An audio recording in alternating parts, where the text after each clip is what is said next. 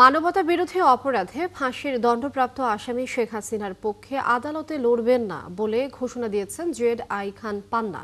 বৃহস্পতিবার নিজের verified Facebook আইডিতে দেওয়া এক ভিডিও বার্তায় তিনি এ ঘোষণা দেন।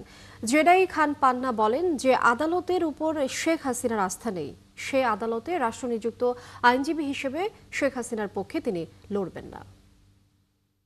শেখ হাসিনারও এই আদালতের প্রতি আস্থা নাই এবং বিশেষ করে আমার বন্ধু, সহযোদ্ধা, সহকর্মী এবং রাজনৈতিক ভাবে আমরা পরস্পর স্বাধীনতার পূর্ব থেকেই জড়িত অ্যাডভোকেট ফজলুর রহমানের বিরুদ্ধে এই আদালত একটি আদালত অবমাননার মামলা আনয়ন করেছে।